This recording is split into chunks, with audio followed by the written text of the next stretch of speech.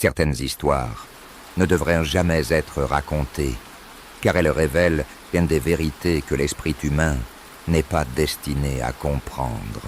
La brume épaisse s'étendait sur la lande désolée comme un linceul mortuaire, avalant progressivement les derniers vestiges de la civilisation. Sarah Mitchell serait le volant de sa voiture avec une force désespérée, ses phares perçant faiblement l'obscurité qui semblait vivante et malveillante. L'orage qui faisait rage depuis 3 heures avait transformé les routes de campagne en rivières boueuses, et son GPS avait cessé de fonctionner depuis qu'elle avait quitté l'autoroute principale. Elle était journaliste d'investigation, habituée aux situations difficiles. Mais cette nuit-là, quelque chose de profondément troublant rongeait son esprit comme un ver dans un fruit pourri. La mission qu'il avait menée dans cette région reculée du Yorkshire était pourtant simple en apparence. Enquêter sur la disparition mystérieuse de 12 personnes au cours des 6 derniers mois. Toutes ces disparitions avaient un point commun terrifiant. Elles s'étaient produites dans un rayon de 5 kilomètres autour d'un ancien manoir abandonné, connu localement sous le nom de Thornfield Manor. Les autorités locales avaient classé ces affaires sans suite, prétextant que les victimes avaient simplement quitté la région de leur plein gré. Mais Sarah avait découvert des détails troublants que la police semblait vouloir enterrer à tout prix. Chaque personne disparue avait été vue pour la dernière fois en train de marcher vers le manoir, comme attirée par une force invisible et irrésistible. Les témoins décrivaient tous la même chose. Les victimes marchaient d'un pas lent et mécanique, le regard vide, comme si elles étaient hypnotisées par quelque chose que personne d'autre ne pouvait voir. Sarah avait passé des semaines à interviewer les familles des disparus, et leurs témoignages formaient un puzzle horrifiant dont elle commençait seulement à entrevoir les contours. Margaret Thornfield, la dernière propriétaire du manoir, était morte dans des circonstances étranges en 1987. Et depuis lors, la propriété était restée abandonnée aux éléments et aux créatures de la nuit. Les archives municipales révélaient une histoire sombre remontant à plusieurs siècles. Le manoir avait été construit sur l'emplacement d'un ancien cimetière celte, et la famille Thornfield avait toujours été associée à des événements inexpliqués et terrifiants. Au XIXe siècle, Lord Edmund Thornfield avait mené des expériences occultes dans les caves du manoir, tentant de communiquer avec les morts et de percer les secrets de l'au-delà. Les témoignages de l'époque parlaient de rituels sanglants, de sacrifices humains et de phénomènes paranormaux qui terrorisaient toute la région. Edmund Thornfield avait finalement disparu dans des circonstances mystérieuses et son corps n'avait jamais été retrouvé. Mais les habitants de la région affirmaient encore aujourd'hui que son esprit tourmenté hantait les couloirs du manoir. Sarah avait découvert dans les archives de la bibliothèque locale un journal personnel d'Edmund Thornfield, écrit de sa propre main dans les semaines précédant sa disparition. Les pages jaunies révélaient l'obsession croissante de l'homme pour ce qu'il appelait les portes entre les mondes, et sa conviction qu'il était possible d'ouvrir des passages vers d'autres dimensions. Le journal décrivait des expériences de plus en plus dangereuses impliquant des artefacts anciens découverts dans les fondations du manoir lors de travaux de rénovation. Edmond parlait de voix qui lui murmuraient des secrets interdits, de visions apocalyptiques qui le hantaient jour et nuit, et de créatures qu'il avait réussi à invoquer depuis les profondeurs de l'enfer. La dernière entrée du journal datait du 30 et 1 octobre 1872. était particulièrement troublante. Ils viennent cette nuit. Les gardiens du seuil sont prêts à se manifester, et je sens que mon âme ne survivra pas à ce qui va suivre. Sarah avait photocopié ces pages et les avait montrées à plusieurs experts en histoire occulte, qui avaient tous confirmé l'authenticité du document, tout en lui conseillant de ne pas poursuivre ses recherches. Le professeur Blackwood, spécialiste en histoire médiévale à l'université de Londres, avait même refusé de lui rendre les photocopies, prétextant qu'elles étaient trop dangereuses pour circuler librement. Mais Sarah était déterminée à découvrir la vérité, et c'est pourquoi elle se dirigeait maintenant vers le manoir maudit, malgré les avertissements répétés de tous ceux qui connaissaient l'histoire de ce lieu. Sa voiture commença à faire des bruits inquiétants, et le moteur tout sauta plusieurs fois avant de s'arrêter complètement au milieu de la route déserte. Sarah essaya de redémarrer, mais le moteur ne répondait plus, comme si quelque chose avait aspiré toute vie de la mécanique.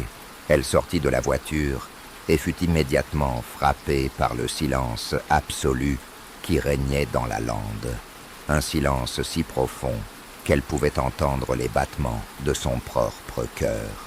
La brume semblait se resserrer autour d'elle, formant des formes changeantes qui ressemblaient de presque à des silhouettes humaines, avant de se dissiper dans l'air nocturne.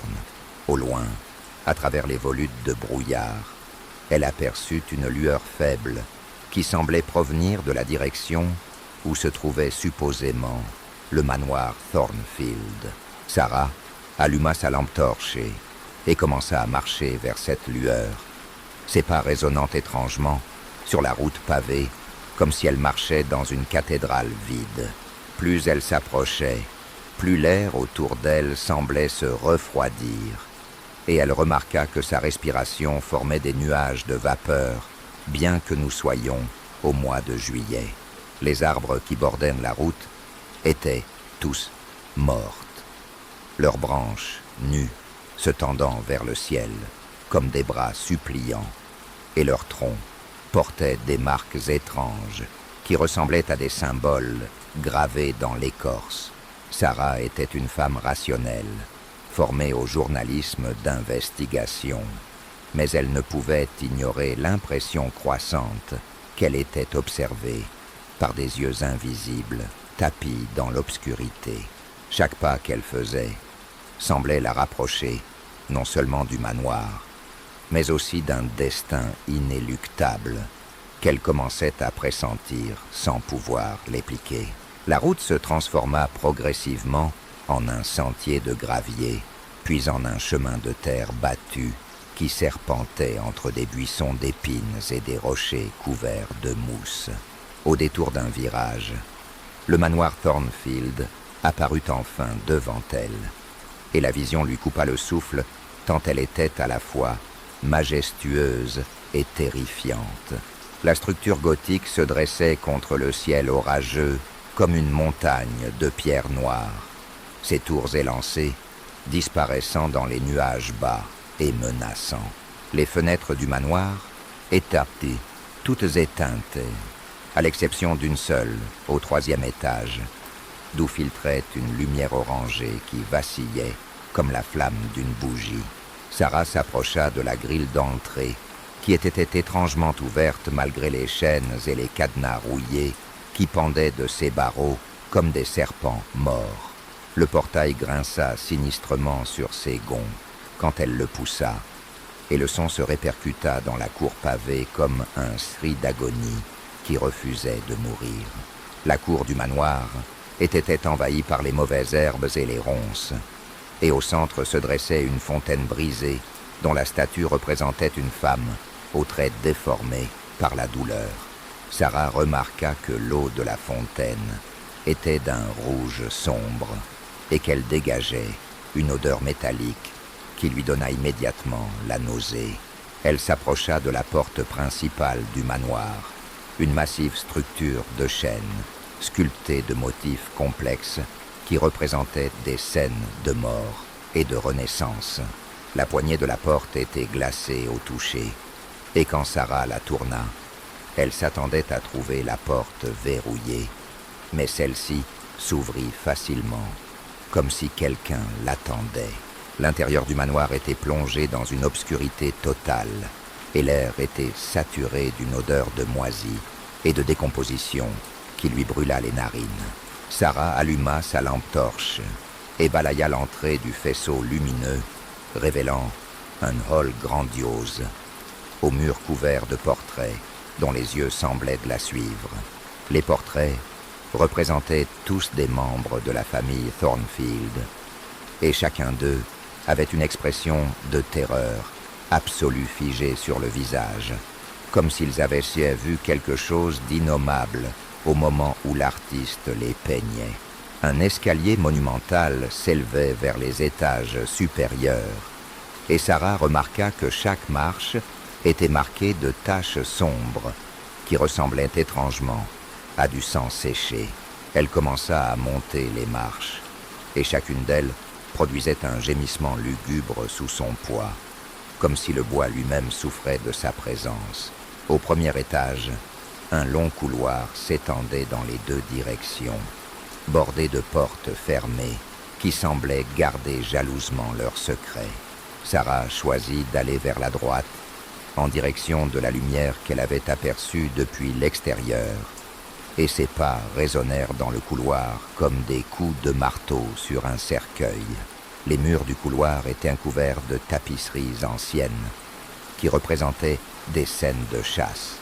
Mais en regardant de plus près, Sarah réalisa que les chasseurs poursuivaient des créatures qui n'avaient rien d'animal. Les créatures sur les tapisseries avaient des visages humains, déformés par la peur et la douleur, et leur corps était couvert de blessures qui semblaient saigner même sur le tissu. Sarah atteignit finalement la porte d'où provenait la lumière, et elle remarqua que celle-ci était entr'ouverte, laissant filtrer une lueur dorée qui dansait sur le sol du couloir. Elle poussa doucement la porte et découvrit une bibliothèque immense dont les murs étaient couverts de livres du sol au plafond. Au centre de la pièce se trouvait un bureau massif sur lequel étaient disposées des dizaines de bougies allumées, et derrière le bureau, assis dans un fauteuil de cuir, se tenait un homme. L'homme était immobile, et Sarah réalisa avec horreur qu'il était complètement transparent, comme s'il était fait de brouillard et de souvenirs. L'apparition leva lentement la tête et la regarda avec des yeux vides qui semblaient contenir toute la souffrance du monde. « Vous êtes venu, dit-il d'une voix qui semblait provenir de très loin, comme il l'avait prédit dans leur murmure nocturne. » Sarah voulut reculer, mais ses jambes refusèrent de lui obéir, comme si des racines invisibles l'avaient attachée au sol de la bibliothèque. « Je suis Edmund Thornfield, continua l'apparition, et je suis prisonnier de ce lieu depuis plus d'1 siècle, condamné à attendre que quelqu'un vienne terminer ce que j'ai commencé. » Il se leva de son fauteuil, avec des mouvements lents et saccadés, et Sarah remarqua que ses vêtements étaient couverts de sang, qui semblait encore frais, malgré le temps écoulé. « Les expériences que j'ai menées ont ouvert une brèche entre notre monde et celui des entités qui habitent les dimensions parallèles, expliqua-t-il en s'approchant d'elle. Ces créatures se nourrissent de l'essence vitale des êtres humains, et elles ont transformé ce manoir en un piège pour attirer leur proie. Sarah essaya de parler, mais aucun son ne sortit de sa gorge, comme si l'air lui-même avait été aspiré de ses poumons. Les 12 personnes qui ont disparu récemment ne sont pas mortes, continua Edmund. Elles ont été transformées en serviteurs de ces entités, et elles attendent dans les caves du manoir le moment de leur résurrection.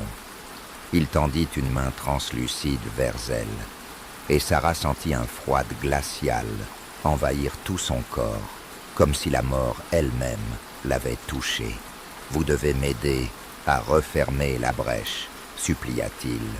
C'est la seule façon de libérer les âmes prisonnières et de sauver votre propre esprit de la folie qui m'a consumé. » Sarah réussit finalement à retrouver l'usage de sa voix et demanda d'une voix tremblante « Comment puis-je faire cela ?» Edmond pointa du doigt vers une trappe dissimulée sous un tapis perçant. Au fond de la bibliothèque, dans les caves, se trouve l'autel sacrificiel que j'ai utilisé pour mes expériences. Et sur cet autel repose le grimoire qui contient les formules d'invocation. Vous devez réciter les incantations à l'envers pour annuler les effets du rituel. Mais attention, les entités ne vous laisseront pas faire sans se battre. Sarah s'approcha de la trappe avec des gestes mécaniques, comme si elle n'était plus maîtresse de ses propres mouvements. Et elle souleva la lourde plaque de métal qui la recouvrait. Un escalier de pierre descendait dans les profondeurs du manoir. Et de l'obscurité montait une odeur de putréfaction si intense qu'elle dut se couvrir le nez avec sa manche. « N'oubliez pas, » dit Edmond, alors qu'elle commençait à descendre. « Si vous échouez, vous rejoindrez les 12 disparus dans leur servitude éternelle. » L'escalier était glissant et très chrou, et Sarah dut s'appuyer contre les murs humides pour ne pas tomber dans le gouffre qui s'ouvrait sous ses pieds. Plus elle descendait, plus l'air devenait oppressant, et elle avait l'impression que des dizaines d'yeux invisibles l'observaient depuis les recoins sombres. Au bout de ce qui lui sembla une éternité, elle atteignit le fond de l'escalier et découvrit une vaste caverne creusée directement dans la roche. Les murs de la caverne étaient couverts de symboles étranges gravés dans la pierre, et ces symboles semblaient pulser d'une lumière propre, comme s'ils étaient vivants. Au centre de la caverne se dressait l'autel dont avait parlé Edmond, une massive dalle de pierre noire, sur laquelle étaient gravées des représentations de créatures cauchemardesques. Sur l'autel reposait un livre ancien, relié en cuir humain, et autour du livre étaient disposés les restes de ce qui avait autrefois été des êtres humains. Sarah s'approcha de l'autel avec des précautions infinies, et elle remarqua que le livre était ouvert à une page couverte d'écritures sanglantes qui bougeaient et se transformaient sous ses yeux. Elle tendit la main vers le livre, mais au moment où ses doigts touchèrent la couverture, un hurlement inhumain retentit dans toute la caverne. Les symboles sur les murs commencèrent à briller plus intensément, et l'air autour d'elle se mit à ondoyer comme de l'eau perturbée. Des formes sombres commencèrent à émerger des murs, se matérialisant lentement, comme si elles sortaient d'un cauchemar pour pénétrer dans la réalité. Les créatures étaient indescriptibles, mélange de chair putréfiée et d'ombres vivantes, avec des tentacules qui se tordaient et des yeux qui brillaient d'une malveillance ancienne. Sarah ouvrit le livre et commença à lire les incantations à l'envers, comme le lui avait conseillé Edmond. Mais les mots étaient dans une langue inconnue qui brûlait sa gorge quand elle les prononçait. Les créatures s'approchaient d'elle, en glissant sur le sol, comme des serpents géants, et elle sentait leur haleine putride sur sa nuque. Elle continua à réciter les formules malgré la terreur qui paralysait ses membres, et progressivement, les symboles sur les murs commencèrent à s'estomper. Soudain, elle entendit des voix humaines qui l'appelaient depuis les recoins de la caverne, et elle réalisa que c'étaient les 12 disparus qui reprenaient conscience. « Aidez-nous » suppliait-il. « Nous sommes prisonniers de ces créatures depuis si longtemps que nous avons oublié qui nous étions. » Sarah accéléra sa récitation, et les créatures commencèrent à se dissoudre dans l'air, comme de la fumée emportée par le vent. La caverne trembla sur ses fondations, et des fissures apparurent dans les murs, laissant filtrer une lumière aveuglante qui semblait venir d'un autre monde. Edmund Thornfield apparut soudain à côté d'elle, et son visage exprimait enfin la paix haïque après plus d'un siècle de souffrance. « C'est terminé », dit-il en souriant. « La brèche est refermée, et les âmes peuvent enfin trouver le repos. » Les 12 disparus émergèrent des recoins de la caverne, et Sarah fut soulagée de voir qu'ils étaient vivants, bien que profondément marqués par leur épreuve. Elle les aida à remonter l'escalier vers la surface, et quand ils atteignirent la bibliothèque, Edmund avait disparu, libéré enfin de sa prison séculaire. Le manoir commença à s'effondrer autour d'eux, comme si la fermeture de la brèche avait rompu les liens magiques qui maintenaient de la structure debout. Sarah et les survivants coururent vers la sortie, évitant les poutres qui tombaient et les murs qui s'écroulaient dans un fracas assourdissant. Ils atteignirent la cour juste au moment où le toit du manoir s'effondrait complètement, soulevant un nuage de poussière qui obscurcit temporairement la lune. Quand la poussière retomba, il ne restait plus du manoir Thornfield qu'un amas de ruines, et la brume qui avait enveloppé la région commença à se dissiper. Sarah retrouva sa voiture qui miraculeusement redémarra au premier tour de clé, comme si la malédiction qui pesait sur les lieux avait été définitivement levée. Elle ramena les 12 survivants en ville, où ils furent accueillis par leurs familles, en pleurs qui les avaient crues mortes à jamais. Les autorités locales acceptèrent finalement de rouvrir les enquêtes, et Sarah écrivit un article détaillé sur cette affaire, bien qu'elle ait choisi de taire les aspects les plus surnaturels de son expérience. Mais parfois, la nuit, quand le vent souffle dans les arbres et que la brume monte de la lande, Sarah entend encore les murmures des entités qui attendent dans l'ombre. Elle sait que la brèche a été refermée, mais elle sait aussi que d'autres portails existent quelque part dans le monde et que d'autres Edmund Thornfield jouent avec des forces qu'ils ne comprennent pas. C'est pourquoi elle continue ses enquêtes, parcourant le pays à la recherche de ces lieux maudits où la réalité se fissure et où l'impossible devient possible. Car elle a appris que certaines vérités ne peuvent pas être ignorées, même si elles révèlent l'existence de terreurs que l'esprit humain n'est pas destiné à comprendre. Et quand la nuit tombe et que les ombres s'allongent, Sarah sait qu'elle n'est jamais vraiment seule, car les gardiens du seuil veillent toujours, attendant patiemment leur prochain repas. L'histoire du manoir Thornfield est terminée, mais d'autres histoires attendent d'être découvertes dans les recoins sombres du monde, là où la lumière n'ose jamais pénétrer. Et Sarah Mitchell continuera à les chercher, car elle sait maintenant que quelqu'un doit monter la garde contre les forces qui cherchent à envahir notre réalité.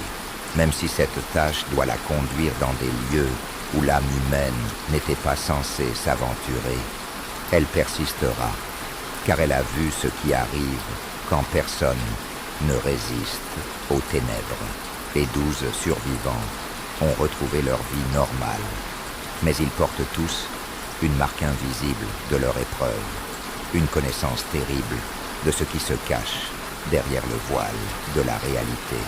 Et parfois, quand ils se croisent dans la rue, ils échangent d'un regard complice, car ils savaient qu'ils ont vu quelque chose que la plupart des gens ne verront jamais. Et ils portent ce secret comme un fardeau et comme une mission, car ceux qui ont survécu aux ténèbres ont le devoir de témoigner, même si leur témoignage doit rester à jamais incompris par ceux qui n'ont jamais franchi le seuil de l'impossible.